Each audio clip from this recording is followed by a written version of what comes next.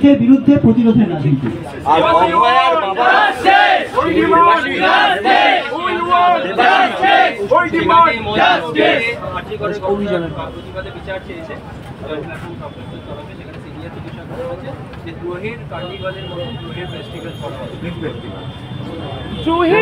যেমন দ্রোহের কার্নিভাল হয়েছিল এর আগে, এবার দ্রোহের ফিল্ম ফেস্টিভ্যাল হলো, কারণ সামনে ফিল্ম ফেস্টিভ্যাল শুরু হচ্ছে। বলছি যে এই এটা তো আমাদের সিনিয়র ডাক্তার যারা সংগঠন তারা এটা ডাক দিয়েছেন, তারা ভালো বলতে পারবেন। কিন্তু হ্যাঁ মানে এই জাতীয় যে আমরা তো বললাম যে আমরা নাগরিক সমাজকে ডাক দিচ্ছি এই আন্দোলন, ঠিক যেমন West Bengal junior doctors front আমরাও বিভিন্ন কর্মসূচি নেব।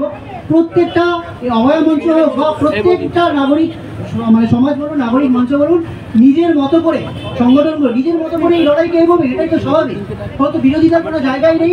যারা যেরকমভাবে পাচ্ছেন এই প্রতিবাদের আগুনকে বাঁচিয়ে রাখুন এবং এই ছড়িয়ে দিন। এবং আমাদের যে মিছিল, সেই মিছিলে আমরা প্রত্যেকটা সংগঠন এবং ব্যক্তিবর্গকে আমরা আহ্বান জানাচ্ছি যাতে তারা প্রত্যেকে 6 তারিখ দুপুর 3টে যাতে তারা এটাতে ডব্লিউবিএমসি ওয়েস্ট বেঙ্গল মেডিকেল কাউন্সিলের সামনে জমায়েত হবে এবং স্বাস্থ্য ভবনে আমরা একটা মিছিল করব।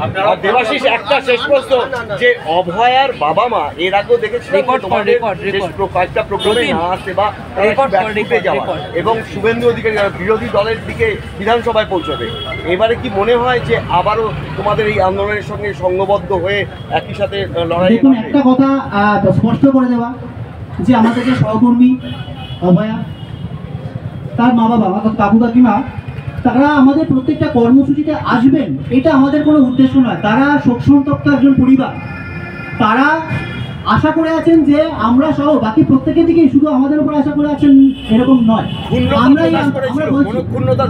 একদম আমাদের সাথে তাদের যোগাযোগ রয়েছে, আমরা প্রত্যেকটা কর্মসূচির কথা তাদের জানাচ্ছি। কর্মসূচিতে তারা আসবেন এরকম কিন্তু আহ্বান আমরা কখনোই করিনি, মানে তাদের শরীরের অবশ্যই প্রত্যেকটা জায়গায় তারা সমর্থন করেছেন। আপনারা দেখেছেন আমরা যে অনশন তুলেছিলাম তা অভয়ের মা বাবার কথা শুনে তারা মঞ্চে এসে আমাদের কথা বলেছেন, তাদের সাথে আমাদের যোগাযোগ রয়েছে। তারা প্রত্যেক মুহূর্তে আমাদের সাথে যোগাযোগ রাখছেন, সমর্থন রাখছেন। এবং তার পাশাপাশি আমরা বলছি যে আরও যারা যেভাবে আন্দোলন করছে তাদের প্রতিও যদি তার সমর্থন থাকে, সেটা নিয়ে কিন্তু আমাদের আলাদা করে বলার কিছু নেই। আমরা এটা বলতে পারি না যে আপনি কোথাও যাবেন না। তারা প্রত্যেকটাই, তারা তো শোকসন্তপ্ত পিতামাতা, তারা বিচারের আশায় প্রত্যেকটা জায়গায় যেতে পারেন। মুখ্যমন্ত্রীর কাছে যেতে পারেন, প্রধানমন্ত্রীর কাছে যেতে পারেন, শাসক দলের কাছে যেতে পারেন, বিরোধী দলের কাছে যেতে পারেন, রাষ্ট্রপতির কাছে যেতে পারেন। সেটা নিয়ে তো আমাদের বক্তব্য নেই, কিন্তু আমাদের সমস্ত কর্মসূচি বলুন, আমাদের যে আন্দোলন বলুন, তার প্রতি সংহতি তাদের আগেও ছিল এবং এখনো আছে এবং ভবিষ্যতেও থাকবে, এটা আমরা আশা রাখি।